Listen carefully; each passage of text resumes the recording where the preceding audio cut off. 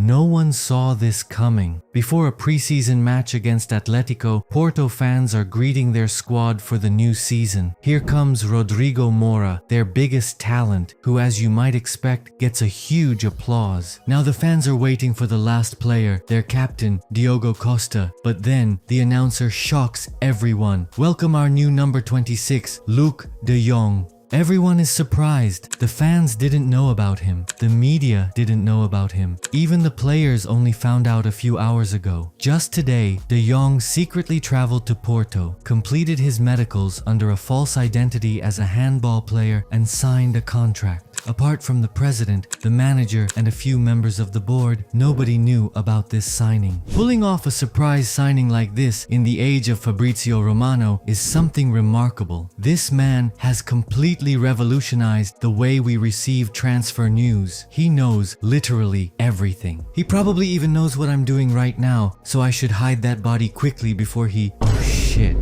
But it's fair to say, not everyone loves Fabrizio. Many people think that he killed the fun of transfer rumors. Every time he says, "Here we go," unless you have a club owner who's willing to kidnap his players to prevent them from leaving, that means "here we go." There is no element of surprise. We know about every single transfer weeks before it's officially announced. But although I can see where they are coming from, I bet every one of his critics is following him and scrolling through his posts 24 hours a day, 7 days a week. And that is for a reason. People are curious. They want to know what their club is doing during the transfer window. If they weren't, Fabrizio would have never become popular. But to be honest, I understand why some people are sick of Fabrizio. People also like to see surprises. They love to see something unexpected. In the past, it was normal to see a transfer happen pretty much out of nowhere. The fans didn't know about the new signing until the club officially announced him. And that's what makes seeing a transfer like this so refreshing. There wasn't a single rumor about Luuk de Jong joining Porto, but also the club didn't announce his signing anywhere on social media until he was presented at the stadium. And that's just insane. I highly doubt anyone can replicate something like that in this age. Yeah, I know he was a free agent and Porto didn't have to negotiate with any other club, but they still had to negotiate the contract with him and his agent, and they had to make sure he travels to Porto without anyone noticing him. And while he might not be a global celebrity, he's still a pretty famous footballer who played for clubs like PSV, Sevilla, and Barcelona. I mean, as a Barcelona fan, I would absolutely lose my mind if I met actual Luuk de Goat on the street, and I think most Barcelona fans would relate. But what do you think about this transfer? Let me know in the comments, and if you enjoyed this video, don't forget to subscribe.